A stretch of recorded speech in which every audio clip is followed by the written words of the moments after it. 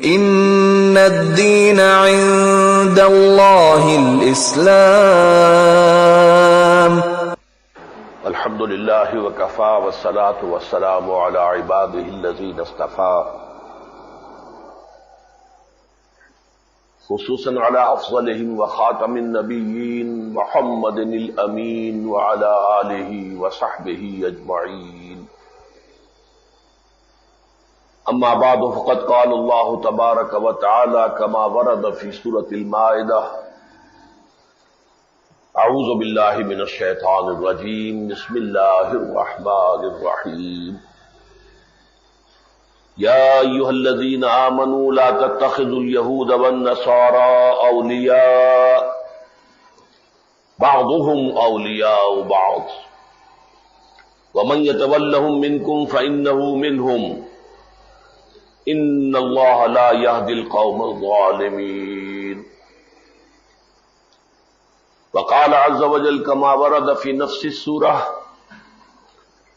لتجدن اشد الناس عداوة للذين آمنوا اليهود والذين اشركوا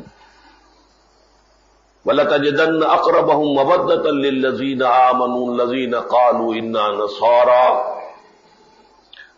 ذلك بأنهم منهم قسيسين ورهبانا وأنهم لا يستكبرون۔ صدق الله العظيم۔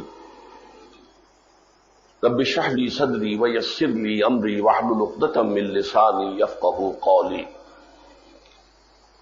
اللهم ربنا ألهمنا رشدنا وأعذنا من شرور أنفسنا، اللهم أرنا الحق حقا وارزقنا اتباعه وأرنا الباطل باطلا وارزقنا اجتنابه، اللهم وفقنا لما تحب وترضى وتقبل منا فإنك خير المتقبلين، آمین یا رب العالمین۔ حضرات، آج پہلی بات تو جو اگرچہ ویسے بالکل غیر اہم ہے، حسن اتفاق ہے کہ آج جمعہ ہے، 26 اپریل ہے، یہ میرا 71واں یوم پیدائش ہے۔ گویا کہ شمسی حساب سے اس حیات دنیاوی کے 70 برس پورے کر کے میں نے 71ویں میں قدم رکھ دیا ہے۔ آج صبح جب مجھے اس کا احساس ہوا تو ایک نگاہ بازگشت اپنی زندگی پر ڈالی تو الحمدللہ اس اعتبار سے اطمینان ہوا کہ اس زندگی کا اکثر و بیشتر حصہ، بلکہ غالب حصہ جو ہے وہ اللہ تعالیٰ کی کتاب بالخصوص اور اللہ کے دین کی خدمت میں صرف ہوا ہے۔ بلکہ یوں سمجھیے کہ اب 30 برس تو ہو گئے ہیں مجھے کہ میں نے کوئی ایک لمحہ بھی حصول معاش میں صرف نہیں کیا۔ 40 برس کی عمر تک تو پھر بھی کچھ پروفیشن بھی تھا، کچھ مشق سخن جاری، چکی کی مشقت بھی، کچھ اللہ تعالیٰ کی کتاب کی خدمت بھی ہو رہی تھی، لیکن یہ کہ کچھ نہ کچھ اپنی معاش کے لیے بھی وقت لگ رہا تھا۔ لیکن سن 71 کے بعد سے الحمدللہ کہ میں کہہ سکتا ہوں کہ میرا کوئی ایک لمحہ بھی اس کام میں صرف نہیں۔ جتنی بھی تھوڑی بہت پونجی، قوت، صلاحیت، ذہانت، جو بھی کہیں، جو بھی اللہ نے دیا ہے، اور اللہ تعالیٰ اسی کے حساب سے پھر محاسبہ کرے گا۔ لا یکلف اللہ نفسا الا وسعہا۔ اللہ نے کم دیا ہے تو اتنا ہی کم حساب ہوگا، زیادہ دیا ہے تو اتنا ہی زیادہ حساب ہوگا۔ بہرحال جو کچھ دیا ہے اس پر اطمینان یہ ہے کہ اس کا اکثر و بیشتر حصہ اسی کی خدمت میں لگا دیا ہے۔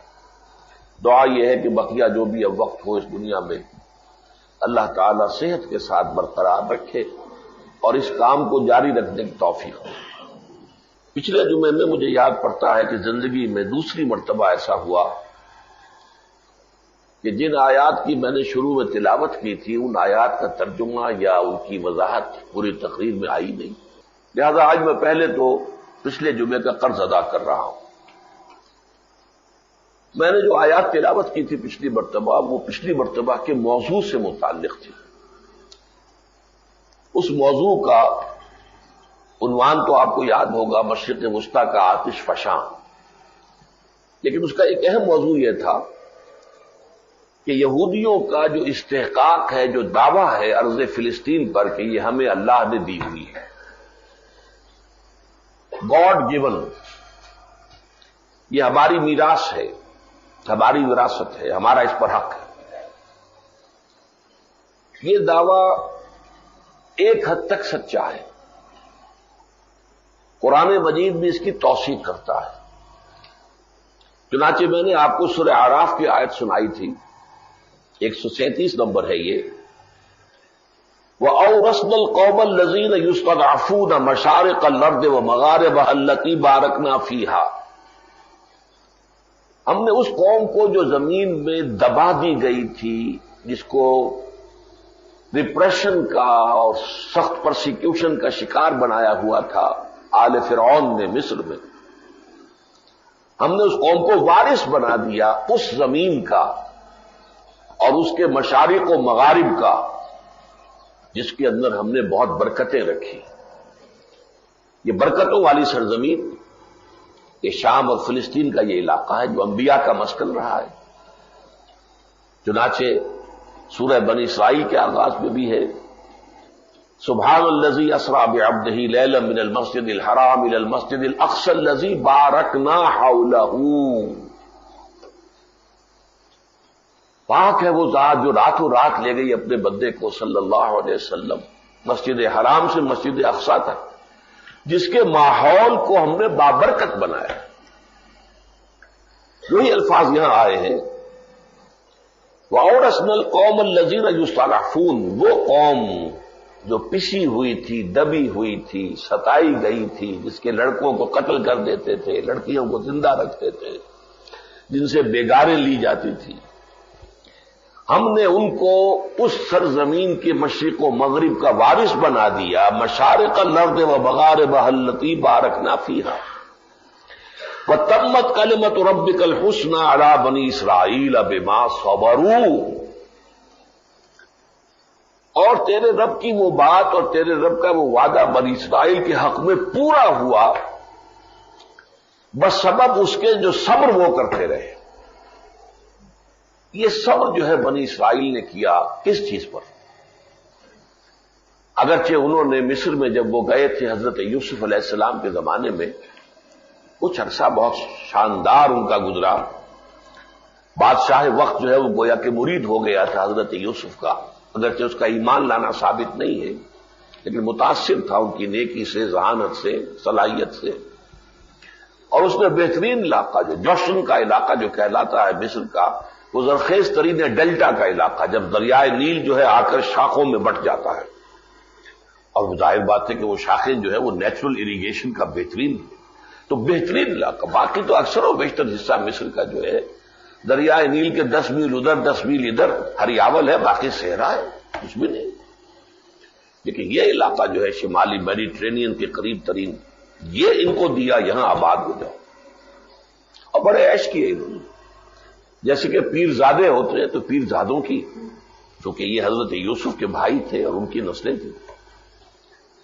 لیکن اس کے بعد وہاں انقلاب آیا، سنز آف دی سوائل، اصل جو قبطی قوم تھی اس نے، وہ باہر کے حکمران تھے، باہر کے تھے وہ ہکسوس کنگز، چرواہے بادشاہ، انہیں نکال باہر کیا۔ اب جو ان کے منظور نظر تھے وہ گویا کہ اب پرسیکیوٹڈ ہو گئے،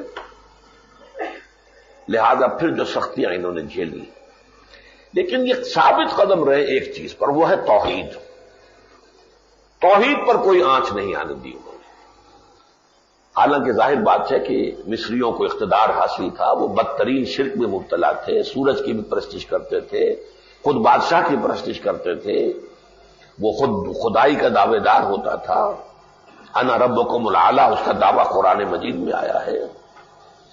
لیکن یہ کہ انہوں نے سختیاں جھیلی ہیں، سب کچھ اپنے دین پر، ابراہیم کے دین پر عمل نہ صحیح، عقیدت قائم رہے۔ اس صبر کا اللہ تعالیٰ نے انہیں یہ اجر دیا کہ حضرت موسیٰ علیہ السلام کی بعثت ہوئی ہی بنیادی طور پر اس کام کے لیے، کیونکہ پہلی ہی مرتبہ جب حاضری ہوئی ہے دربار میں تو پہلے ہی مطالبہ لیا، ارسل معنا بنی اسرائیل ولا تعذبہم، ہمارے ساتھ جانے دو۔ اب یہ بنی اسرائیل جو ہیں یہ شام سے آئے تھے، فلسطین سے آئے تھے، یوسف کے زمانے میں علیہ الصلوۃ والسلام انہیں جانے دو، تم نے انہیں غلام بنایا ہوا، جکڑا ہوا، ان سے کام لیتے ہو، ستاتے ہو انہیں۔ تو بہرحال اللہ تعالیٰ یہاں فرما رہا ہے وَتَمَّتْ کلمۃ ربک الحسنی، وہ اچھی بات جو اللہ کی تھی وہ بنی اسرائیل کے حق میں بما صبروا، ان کے صبر کی وجہ سے اللہ نے ان کو یہ اجر دیا۔ وَدَمَّرْنَا مَا كَانَ يَصْنَعُ فِرْعَوْنُ وَقَوْمُهُ، اور جو کچھ بنایا تھا فرعون نے اور اس کی قوم نے، ہم نے اس کو ملیا میٹ کر دیا۔ وَمَا كَانُوا يَعْرِشُونَ، اور جو بڑی بڑی ٹٹیوں والے اور بڑی بڑی بلڈنگیں بنائی تھیں سب نیست و نابود۔ تو ان کا یہ دعویٰ قرآن مجید بھی تصدیق کر رہا ہے کہ ان کو وارث بنایا گیا۔ ہمیں جو کسی بھی بات دشمن کی بات ہو اس میں بھی اگر کوئی حق کا ایلیمنٹ ہے تو اسے ماننا چاہیے، لیکن یہ وعدہ اللہ کا اور یہ وراثت ابدی نہیں تھی اور غیر مشروط نہیں تھی۔ اس کے لیے میں نے آپ کو سورہ مائدہ کی آیت سنائی تھی جس کی وضاحت رہ گئی پچھلے جمعے۔ وَلَقَدْ أَخَذَ اللَّهُ مِيثَاقَ بَنِي إِسْرَائِيلَ وَبَعَثْنَا مِنْهُمْ اثْنَيْ عَشَرَ نَقِيبًا، اللہ تعالیٰ نے بنی اسرائیل سے ایک عہد لیا اور ان میں 12 نقیب مقرر کر دیے۔ 12 قبیلے تھے، ہر ایک میں ایک نقیب، ایک نگران۔ یہی لفظ جو ہے حضور نے استعمال کیا تھا۔ پھر جب بیعت عقبہ ثانیہ ہوئی ہے تو انصار مدینہ میں سے 12 افراد کو چن کر نقیب بنا دیا۔ حالانکہ وہاں تو 12 قبیلے تھے، یہاں قبیلے صرف 2 تھے، اوس اور خزرج، لیکن حضور نے وہ 12 کی تعداد پیش نظر رکھی، اور اس میں یہ ہے کہ 9 خزرج میں سے 3 اوس میں سے۔ خزرج کا قبیلہ بہت بڑا تھا، اوس کا چھوٹا تھا۔ یہی لفظ ہم نے اختیار کیا تنظیم اسلامی میں، جو اس کا سب سے نیچے یونٹ ہے اسے ہم اسرہ کہتے ہیں، خاندان کی طرح کا ایک آپس میں جڑے ہوئے لوگ، اور ان پر نگران ہوتا ہے نقیب۔ نقیب کے لفظ جو ہے ہم نے قرآن مجید سے اور حدیث سے یہیں سے لیا۔ تو ہم نے بنی اسرائیل سے میثاق لیا، عہد لیا، قول و قرار لیا، اور ان میں سے 12 نقیب مقرر کر دیے۔ وقال اللہ، اللہ نے فرمایا انی معکم، دیکھو اسرائیل کی اولاد میں تمہارے ساتھ ہوں۔ لئن اقمتم الصلاۃ وآتیتم الزکاۃ، اگر تم نے نماز کو قائم رکھا اور زکوٰۃ ادا کرتے رہے۔ وآمنتم برسلی، اور میرے جو بھی رسول آئے ان پر ایمان لاتے رہے۔ وعزرتموہم، اور ان کے ساتھ تعاون اور مدد کرتے رہے۔ واقرضتم اللہ قرضا حسنا، اور یہ کہ اللہ کو قرض حسنا دیتے رہے، اپنے مال میں سے اللہ کی راہ میں خرچ کرتے رہے۔ لَأُكَفِّرَنَّ عَنْكُمْ سَيِّئَاتِكُمْ، تو میں تم سے تمہاری برائیوں کو دور کرتا رہوں گا۔ وَلَأُدْخِلَنَّكُمْ جَنَّاتٍ تَجْرِي مِن تَحْتِهَا الْأَنْهَارُ، اور تمہیں داخل کروں گا ان جنات میں جن کے دامن میں ندیاں بہتی ہوں گی۔ فَمَن كَفَرَ بَعْدَ ذَلِكَ، جو کوئی اس کے بعد کفران نعمت کی روش اختیار کرے گا، کفر کرے گا، مِنكُمْ فَقَدْ ضَلَّ سَوَاءَ السَّبِيلِ، تو وہ پھر سیدھے راستے سے دور ہٹ گیا۔ اس سے پہلے ہی سورہ ابراہیم میں یہ آیت بھی آ چکی تھی، وَإِسْتَعَذَّنَ رَبُّكُمْ، تمہارے رب نے یہ فیصلہ کر دیا ہے، لَئِن شَكَرْتُمْ لَأَزِيدَنَّكُمْ، اگر تم میرے احسانات کا شکر ادا کرو گے تو میں اور دوں گا، تمہیں بڑھاؤں گا۔ وَلَئِن كَفَرْتُمْ إِنَّ عَذَابِي لَشَدِيدٌ، اگر کفران نعمت کرو گے تو میرا عذاب بھی بہت سخت ہے۔ اللہ کا یہ قانون، تو یہ ابدی میراث نہیں تھی، یہ مشروط تھی۔ اسی کی ایک مثال ہے سورہ بقرہ میں جو آیا ہے 15ویں رکوع میں، اللہ تعالیٰ نے حضرت ابراہیم کو بہت سے امتحانوں میں سے گزارا۔ وَإِذِ ابْتَلَىٰ إِبْرَاهِيمَ رَبُّهُ بِكَلِمَاتٍ فَأَتَمَّهُنَّ قَالَ إِنِّي جَاعِلُكَ لِلنَّاسِ إِمَامًا، جب سارے امتحانات میں پورے اترے تو اللہ نے فرمایا اے ابراہیم، اب میں تمہیں پوری دنیا کے لیے نوع انسانی کا امام بنانے والا ہوں۔ حضرت ابراہیم فوراً سوال کرتے ہیں وَمِن ذُرِّيَّتِي، یہ وعدہ میری اولاد اور نسل کے ساتھ بھی ہے یا نہیں؟ قال لا ينال عهد الظالمین، کہ نہیں، میرا یہ عہد ظالموں کے ساتھ نہیں، تمہاری نسل میں سے جو صالح ہوں گے، نیک ہوں گے، بھلے ہوں گے، ان کے ساتھ وعدہ رہے گا۔ جو بد کردار ہوں گے ظاہر بات ہے ان کے ساتھ میرا وعدہ نہیں۔ تو یقیناً یہ وعدہ اللہ نے یہ سرزمین دی تھی، لیکن سب سے پہلے تو یہ کہ حضرت موسیٰ علیہ السلام کے زمانے ہی میں بنی اسرائیل نے نافرمانی کی، جنگ سے انکار کیا تو 40 برس تک اس سرزمین سے محروم کیے گئے. انہا محرمۃ علیہم 40 سنۃ یتیہون فی الارض. انہی 40 سالوں میں حضرت موسیٰ کا انتقال ہو گیا، حضرت ہارون کا انتقال ہو گیا. پھر حضرت موسیٰ کے جانشین حضرت یوشع ابن نون، جسے یہ کہتے ہیں جوشوا بائبل میں، اولڈ ٹیسٹمنٹ میں، ان کے ساتھ پھر نئی نسل جو صحرا میں پیدا ہوئی پروان چڑھی، فطرت کے مقاصد کی کرتا ہے نگہبانی، یا بندہ صحرائی یا مرد کوہستانی. تو وہ صحرائی نسل جو تھی سخت کوش، وہ اٹھی، اس نے پھر فتح کیا. لیکن غلطی کیا کی کہ 12 حکومتیں بنا لی، ایک مرکزی حکومت نہیں بنائی. لہذا ہوتے ہوتے آس پاس کے جو مشرک قبائل اور قومیں تھیں انہوں نے ان کو زیر کر لیا. 300 برس کے بعد پھر حضرت طالوت کو مقرر کیا اللہ کے نبی نے. پھر جنگ ہوئی طالوت اور جالوت کی، پھر اللہ نے فتح دی تو حضرت داؤد حضرت سلیمان کا عہد آیا. طالوت، داؤد، سلیمان. اس کے بعد حضرت سلیمان کے بعد 2 مملکتوں میں تقسیم ہو گئی. 200 برس کے بعد پہلی مملکت ختم. اب یہ پوری داستان میں بیان نہیں کر سکتا، یہ ہے پھر اس کتاب میں سابق اور موجودہ مسلمان امتوں کا ماضی، حال اور مستقبل. زیادہ بڑی کتاب نہیں ہے، لیکن یہ کہ اب جو کچھ یہ جو تاریخ میں سٹیج تیار ہو رہا ہے مڈل ایسٹ میں، اس میں جو ڈرامہ ہونے والا ہے، اگر آپ اس کے کرداروں کو سمجھنا چاہیں تو اس کتاب کو پڑھ لیجئے، اس کو سمجھ لیجئے. احادیث نبویہ کے حوالے سے، قرآن کے حوالے سے، تاریخ کے حوالے سے، ہم کہاں سے چلے تھے، کہاں پہنچے ہیں، کہاں کھڑے ہیں، مستقبل کیا ہے، یہ ساری باتیں انشاءاللہ تعالیٰ آپ پر واضح ہو جائیں گی.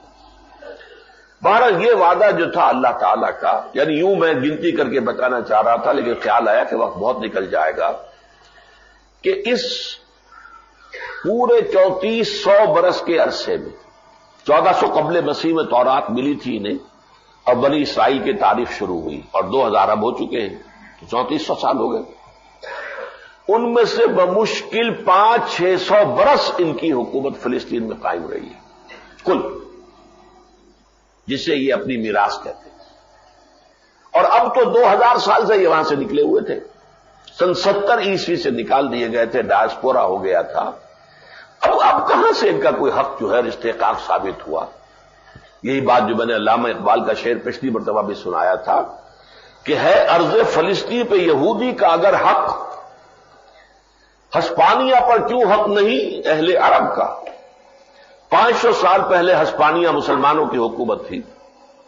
اگر 2000 سال پہلے کا یہودی آ کر مطالبہ کر سکتا ہے کہ یہاں ہم ہوتے تھے، ہماری یہ سرزمین واپس کرو، ہمیں آباد ہونے دو، یہاں ہماری حکومت بناؤ، تو عربوں کو حق ہے کہ وہ ہسپانیہ کا مطالبہ کرے. اور میں نے کہا تھا کہ اس سے بھی بڑھ کر ہمارا حق ہے کہ پورا ہندوستان ہمیں ملنا چاہیے. 300 برس پہلے پورے ہندوستان پہ مسلمانوں کی حکومت تھی. 300 برس.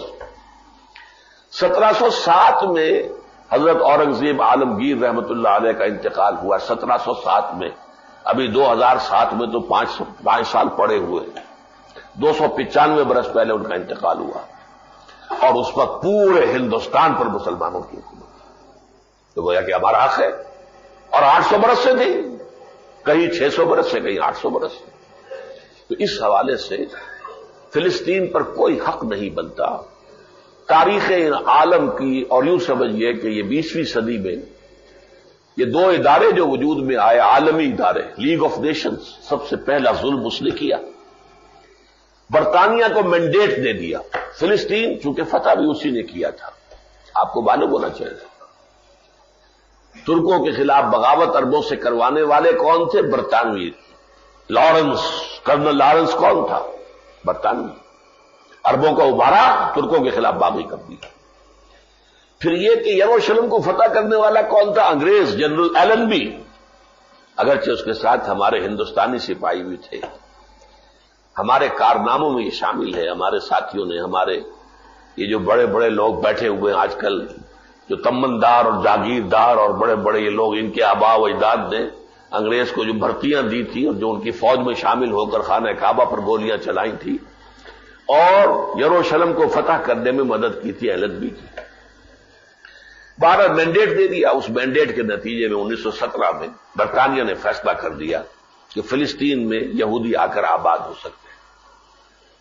اس کے بعد وہ ادارہ ختم ہوا، League of Nations, United Nations Organisation بن گئی، یو این او، اور یو این او میں ایک طرح سے سربراہی آ گئی امریکہ کے ہاتھ میں۔ امریکہ نے اسرائیل قائم کرنے کا اور نہلے پر دہلا مارا، برطانیہ کے نہلے پر دہلا مارا۔ برطانیہ نے تو صرف آباد ہونے کا حق دیا تھا، کوئی ریاست اسرائیل قائم کرنے کی بات نہیں کی تھی، لیکن یہ بڑے بھائی تھے، بڑے بھائی نے تو بڑا ہی کام کرنا تھا، تو ریاست اسرائیل قائم کروائی ہے امریکہ نے۔ 1947 میں فیصلہ ہوا، 1948 میں بالفعل ریاست قائم۔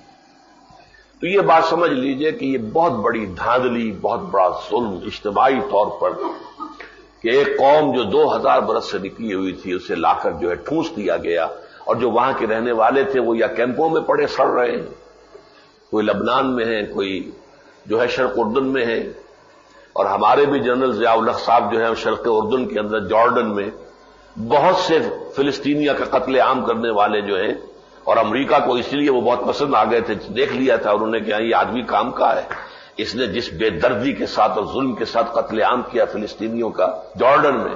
بہت سے حضرات کے علم میں چونکہ یہ بات نہیں ہوگی وہ حیران ہوں گے، یہ ان کے کریڈٹ پہ تھی بہت بڑی بات امریکہ کے نزدیک کہ مسلمانوں کا قتل عام کرنے کی جو ہے صلاحیت اس شخص کے اندر موجود ہے۔ بہرحال یہ تو میں نے پچھلی مرتبہ کا قرض جو ہے وہ ادا کیا ہے کہ جو آیات میں نے پچھلی مرتبہ پڑھی تھی وہ کس حوالے سے پڑھی تھی۔ اب آج جو میں نے آیات پڑھی ہیں، آج کا میرا اصل موضوع یہ ہے کہ یہودی ریاست کا کیا معاملہ ہے عالم عیسائیت کے ساتھ۔ وقت کافی نکل گیا، بحیثیت مجموعی یہ سمجھیے کہ پورا عالم عیسائیت اس وقت جو ہے یہود کی پشت پر ہے۔ میں نے پچھلی مرتبہ بتا چکا ہوں، آئس برگ ٹپ پر اسرائیل ہے، نیچے اس کے علاوہ 1.5 کروڑ یہودی ہے، اور پھر ویسٹ ہے امریکہ کا، اور پھر پوری عالم عیسائیت ہے۔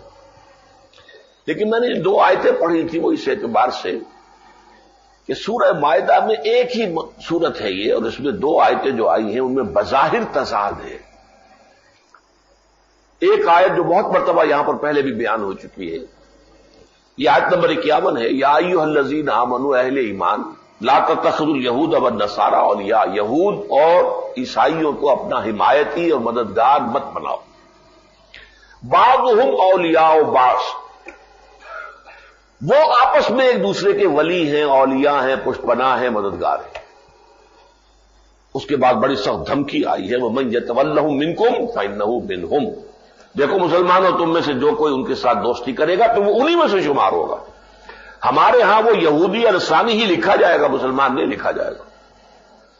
ان اللہ لا يهدي القوم الظالمین، اللہ ایسے ظالم کو ہدایت نہیں دیتا۔ یہ ایک آیت ہے۔ اسی سورت کی آیت نمبر 82 ہے، لَتَجِدَنَّ أَشَدَّ النَّاسِ عَدَاوَةً لِلَّذِينَ آمَنُوا الْيَهُودَ وَالَّذِينَ أَشْرَكُوا، تم دیکھو گے کہ مسلمانوں سے شدید ترین جو ہے دشمنی میں وہ تو یہودی اور مشرک ہے۔ وَلَتَجِدَنَّ أَقْرَبَهُم مَّوَدَّةً لِلَّذِينَ آمَنُوا، تم دیکھو گے انسانوں میں، لوگوں میں قریب ترین جو ہے محبت کرنے والے اہل ایمان سے الذین قالوا انا نصارى، وہ ہیں جو کہتے ہیں کہ ہم نصارہ ہیں۔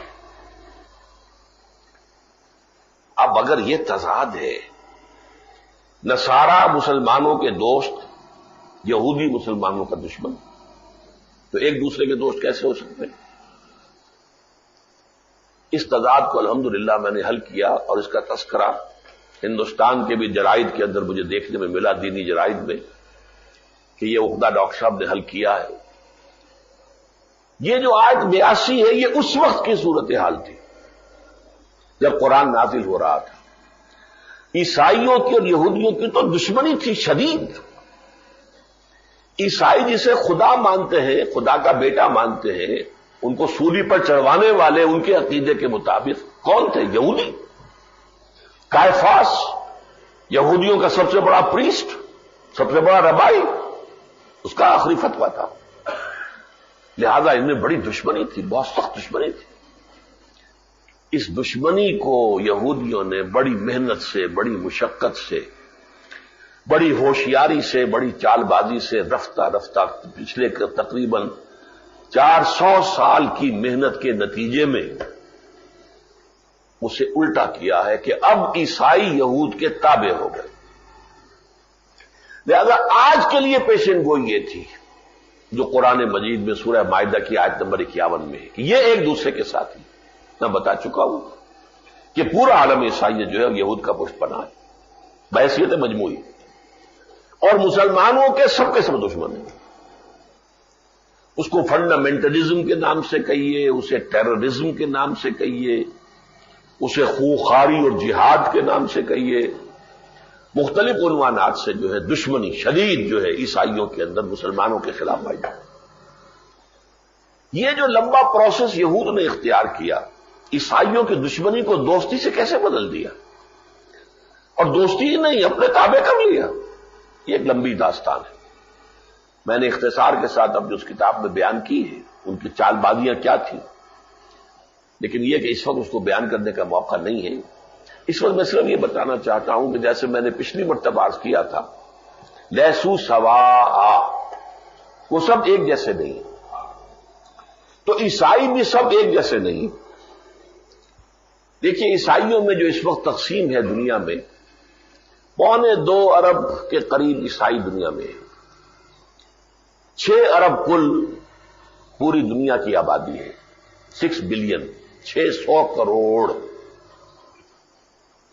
جن میں سے 2.25 ارب جو ہے عیسائی، 1/3 کے قریب جو ہے عیسائی. ان میں تقسیم کیا ہے؟ ان میں رومن کیتھولک ہے 90 کروڑ، سب سے زیادہ تعداد ان کی. پروٹیسٹنٹس ہیں 63 کروڑ. پروٹیسٹنسی میں شامل کیے جانے چاہیے اینگلیکن چرچ جو ہے، برطانیہ کا علیحدہ چرچ. سب سے پہلی بغاوت جو کی تھی پوپ کے خلاف وہ برطانیہ نے کی تھی، چرچ آف انگلینڈ قائم کیا. 7 کروڑ وہ ہیں، دونوں کو جمع کر لیں تو 70 کروڑ یہ ہو گئے. 63 جمع 7، 13 یا 15 کروڑ جو ہیں وہ گریک آرتھوڈاکس، یہ رشینز بھی اور یہ سارا جو مشرقی یورپ کا علاقہ ہے اس میں آرتھوڈاکس، یہ ان کی تقسیم. میجر جو ہے وہ رومن کیتھولکس اور پروٹیسٹنٹس ہیں. کیتھولکس کے بارے میں 4 باتیں جان لیجئے. ایک تو یہ زیادہ روایت پرست ہیں، ان کا جو مذہب ہے وہ 2 چیزوں پر مشتمل ہے: حضرت عیسیٰ کی پرستش اور پوپ کی اطاعت. ہمارا دین کیا ہے؟ اللہ کی پرستش اور رسول کی اطاعت. اور پوپ ان کے نزدیک انوسنٹ ہے، معصوم ہے، پوپ سے خطا ہو ہی نہیں سکتا. جیسے ہمارے یہاں اسماعیلی ہے کہ آغا خان جو بھی ہوتا ہے ان کا سربراہ، وہ معصوم ہے، اس سے گناہ ہو ہی نہیں سکتا. جو اثنا عشری شیعہ ہیں ان کے نزدیک تو 12 امام معصوم تھے، اس کے بعد معصومیت ختم ہو گئی. 12ویں امام روپوش ہیں، جب ظاہر ہوں گے ان کے خیال کے مطابق. لیکن اسماعیلیوں کے ہاں وہ معصومیت چلی آ رہی ہے. اب بھی کریم آغا خان جو وہ معصوم ہے، اس سے خطا نہیں ہو سکتی. اور اس کا جو دادا تھا اس سے پہلا کا آغا خان، سر آغا خان سلطان محمد خان، وہ تو کہتا تھا جب میں شراب پیتا ہوں تو شراب جیسے ہی میرے ہونٹوں کو مس کرتی ہے وہ پاک ہو جاتی ہے. خود پاک ہے تو پاک شے پاک کر دے گی. بہرحال نمبر 2 یہ کہ کتاب مقدس جو ہے اس سے ان کا تعلق بہت کم ہے. جب دین پورا ہو گیا کوپ جو حکم دے گا بس بات ختم ہو، کتاب کی کیا ضرورت ہے؟ اس میں اگر ہے بھی تو صرف جو عہد نامہ جدید ہے، بائبل اور پالزم، پال کے جو خطوط وہ ہیں، باقی اصل جو تورات اس سے ان کو دلچسپی نہیں. نمبر 3 یہ کہ ان کے اندر یہود کی دشمنی بہت گہری تھی، رفتہ رفتہ اس میں کمی آئی ہے، لیکن اب بھی اس کے کچھ نہ کچھ اثرات ہیں کیتھولکس کے اندر. چنانچہ پوپ کے بارے میں یہودی یہ الزام لگاتے ہیں کہ نازی تحریک کی بھی پشت پناہی کی تھی پوپ نے، ہٹلر کی، اور جس طریقے سے یہودیوں کا قلع قمع اس نے کیا تھا تو پوپ جو ہے درپردہ اس کی حمایت کر رہا تھا. لیکن اب جو صورتحال ہے ان 4 چیزوں میں تھوڑا سا فرق واقع ہو گیا. دنیا پہ چھا گیا امریکہ، اور امریکہ ہے پروٹیسٹنٹ، میجورٹی پروٹیسٹنٹس کی ہے، west white Anglo Saxon Protestants. اس کے دباؤ کے تحت اب رومن کیتھولکس نے بھی کسی حد تک یہودیوں کو تسلیم کر لیا ہے. چنانچہ ایک تو تاریخی واقعہ ہوا ہے عجیب، لطیفہ سمجھنا چاہیے. 1900 برس تک تو یہ کہتے رہے کہ یہودیوں نے سولی پر چڑھوایا، یہودیوں نے سولی پر چڑھوایا، یہودیوں نے سولی پر چڑھوایا مسیح کو. لیکن پوپ نے خاص فرمان کے ذریعے سے انہیں ایگزاجریٹ کر دیا کہ نہیں، یہودیوں پر کوئی الزام نہیں ہے. تاریخی بدل دی. نمبر 2، جب یہ لینڈ فار پیس کے مذاکرات شروع ہوئے تھے واشنگٹن میں، وہاں سے واپسی پر جو وزیر اعظم تھا اس وقت اسرائیل کا، اسحاق رابین، وہ واپس آتے ہوئے روم میں ٹھہرا. پوپ کے ساتھ اس کی آڈینس ہوئی اور اس موقع پر پوپ نے اسرائیل کو تسلیم کرنے کا اعلان کر دیا، اور ساتھ ہی یہ بھی اعلان کر دیا کہ ویٹیکن، یہ بھی چھوٹی سی حکومت ہے، ایک چھوٹی سی حکومت، ہمارا سفارت خانہ بھی یروشلم میں قائم ہو جائے. اور اس موقع پر ایک اور کام کیا تھا اسحاق رابین نے، میں یہاں بتا چکا ہوں کئی دفعہ. وہ ایک جار لے کر گیا تھا، کوئی مرتبان، حضرت سلیمان علیہ السلام کے زمانے کا، 1000 قبل مسیح، آج سے 3000 سال پرانے شہر. اور اس نے پوپ کو پیش کیا تھا کہ اس کی ہم حفاظت 3000 برس تک ہم نے کی ہے، اب یہ آپ کے حوالے، یعنی اب یہودیت کی حفاظت آپ کو کرنی ہے. اس اعتبار سے اب جو ہے رومن کیتھولکس جو ہیں وہ بھی اکثر و بیشتر یہود کے تابع ہو چکے ہیں. اگرچہ رومن کیتھولکس میں کچھ انڈر کرنٹس آج بھی باقی ہیں. مثلا میں یہاں پہلے بتا چکا ہوں، امریکہ میں ایک خاص تحریک ہے وائٹ کرسچین ملیشیاز. یہ یونائٹڈ اسٹیٹس آف امریکہ کی جنوبی اور مغربی ریاستوں میں یہ تحریک ہے، رومن کیتھولکس کی ہے اور یہ ایکسٹریمسٹ ہے. ان کے نزدیک دشمن نمبر 1 یہودی، دشمن نمبر 2 مسلمان، دشمن نمبر 3 جو امریکن میں کالے ہیں، چاہے مسلمان ہو چاہے عیسائی ہو. ان کی عیسائیت بھی انہیں قبول نہیں ہے ان کی رنگت کی بنیاد پر. ان کا کہنا یہ ہے کہ جو فیڈرل گورنمنٹ ہے یونائٹڈ اسٹیٹس آف امریکہ کی، وہ تو یہودیوں کے ہاتھ میں رہن ہے، ہاسٹیج ہے، اور ہمیں اسے آزاد کرانا ہے. ایک اور سول وار ہمیں لڑنی ہوگی، اس کے لیے ہتھیار اکٹھے کر رہے ہیں. لیکن یہ ایک مائنورٹی ہے بہت چھوٹی سی. انہی میں سے ایک شخص تھا جس نے کہ اوکلاہاما بم اڑایا تھا. وہ بلڈنگ جو تھی چونکہ فیڈرل گورنمنٹ کی بلڈنگ تھی وہ، اور فیڈرل گورنمنٹ کے یہ دشمن ہے. اسی طریقے سے اب یورپ میں بھی اینٹی سیمیٹزم کی لہر دوبارہ اٹھ رہی ہے.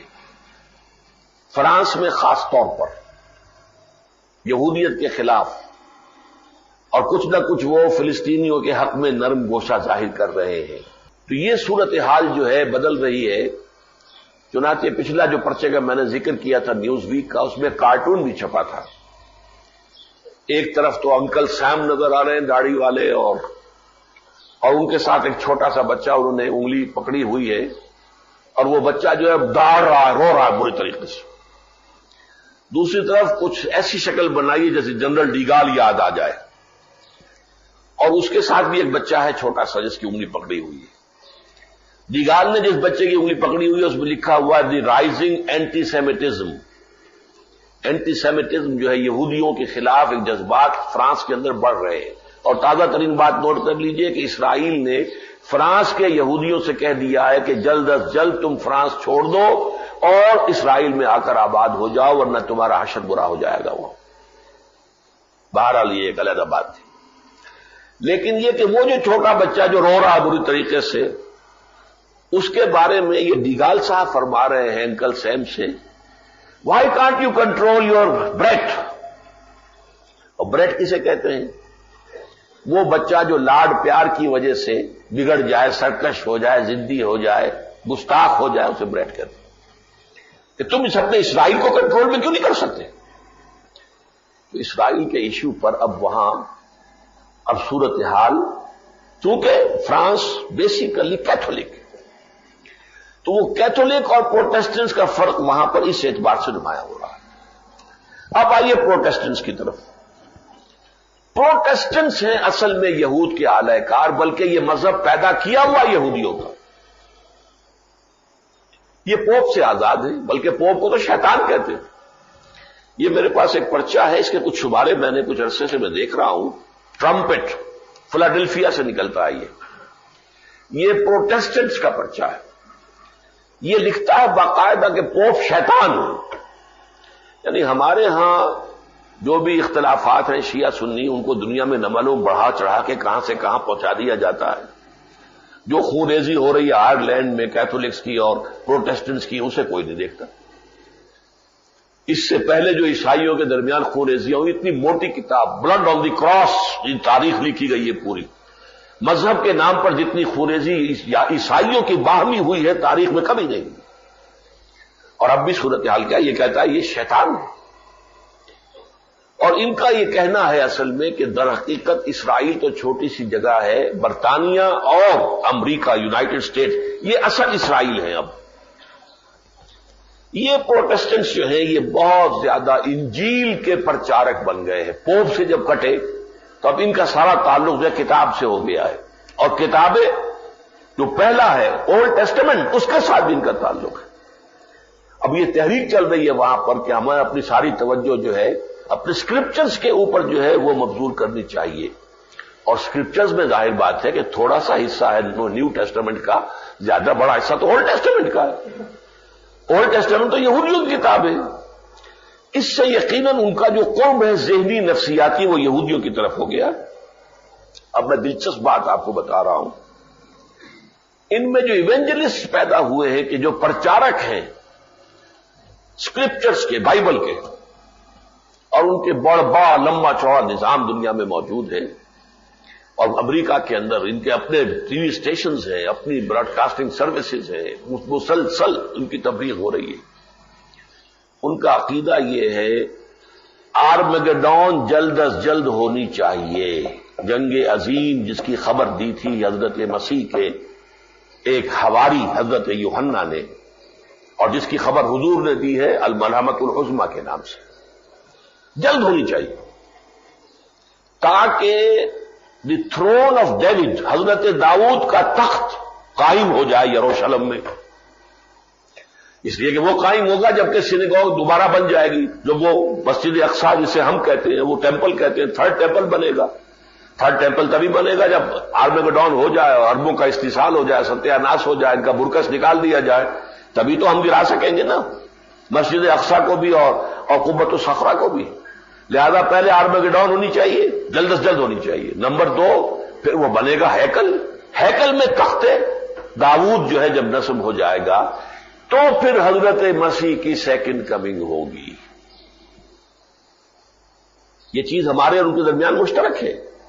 ہم بھی مانتے ہیں حضرت مسیح کو دوبارہ آنا ہے، زندہ اٹھائے گئے تھے آسمان پر.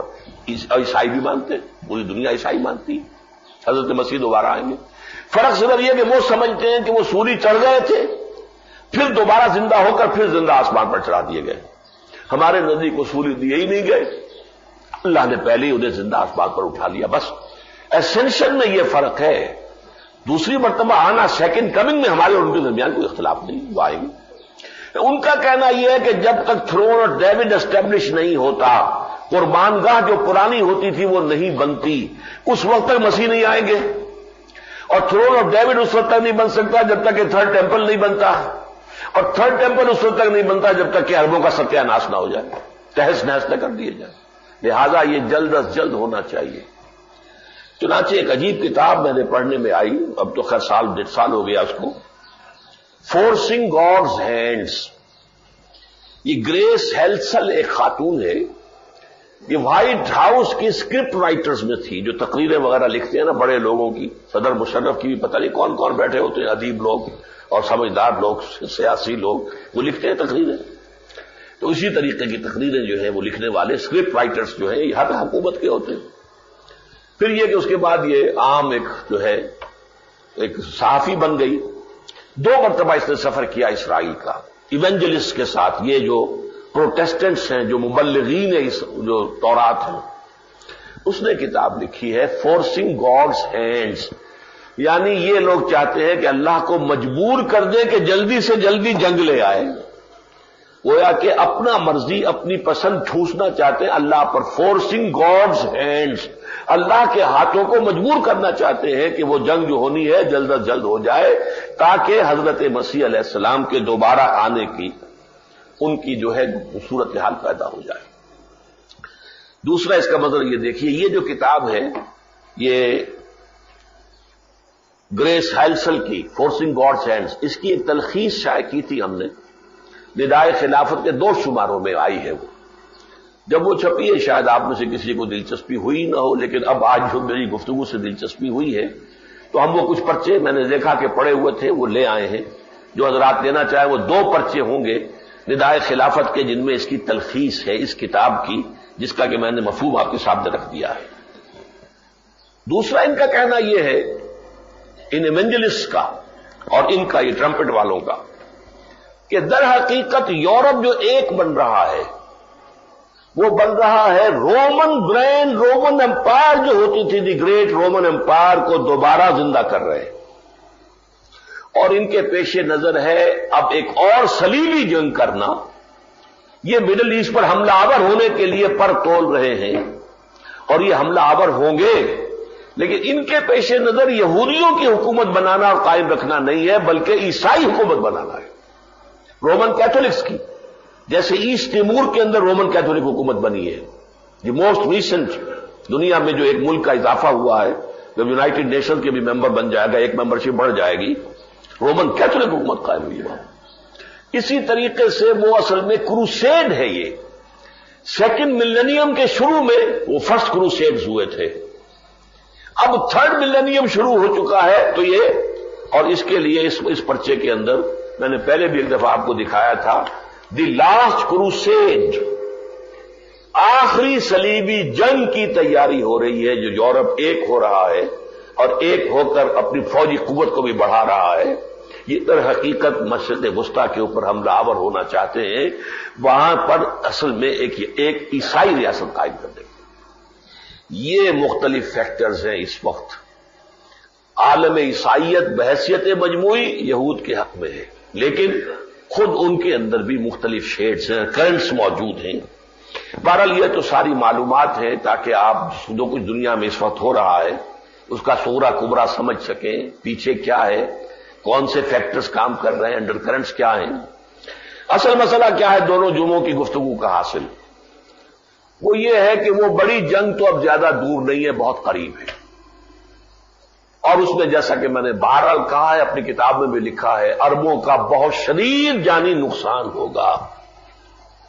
لیکن پھر یہ میں نہیں سمجھ سکا ہوں آج تک کیسے ہوگا، لیکن خبر دی ہے محمد الرسول اللہ صلی اللہ علیہ وسلم نے، بالآخر مسلمانوں کا پلڑا بھاری ہو جائے گا۔ How it will be I can't say, لیکن خبر دینے والے کون ہیں؟ محمد الرسول اللہ الصادق والمصدوق صلی اللہ علیہ وسلم۔ پھر مسلمانوں کا پلڑا بھاری ہوگا، لیکن یہ ہے کہ پہلے بہت شدید نقصان ہونا ہے، اور اس میں ایک رول پلے کرنا ہے پاکستان اور افغانستان کو۔ اب کہ اس وقت کے حالات بڑے مختلف میں جا رہے ہیں، لیکن کچھ پتہ نہیں ہوتا، اور بھی دور فلک ہیں ابھی آنے والے، ناز اتنا نہ کریں ہم کو ستانے والے۔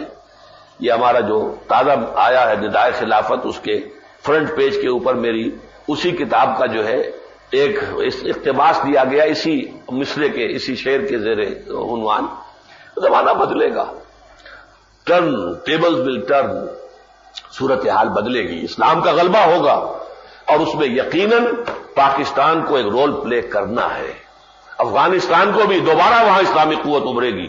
اور آج کے اخبار میں آپ نے لوائے وقت میں دیکھ لیا ہوگا، یہ 3 اشتہارات کا ایک سلسلہ ہے، ہم بہت پیسہ خرچ کر رہے ہیں، لیکن یہ کہ ہم چاہتے ہیں کہ اس طریقے سے ہمارا پیغام لوگوں تک پہنچے، یا ہمیں بدنام کر دیا جاتا ہے کہ اسلام کون سا اسلام؟ طالبان کا اسلام۔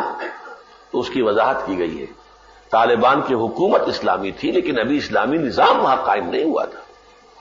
اسلامی نظام کس ملک میں آئے گا؟ یہ ملک اس کے لیے اللہ نے تیار کیا ہے، خلقتہ بیدیہ واصطنعتہ لنفسی، جیسے کہ حضرت موسیٰ کے بارے میں فرمایا اللہ نے، اے موسیٰ تمہیں تو ہم نے خاص اپنے لیے تیار کیا ہے، خاص مقصد کے لیے۔ اسی طرح پاکستان کو اس کی شواہد دیے گئے ہیں۔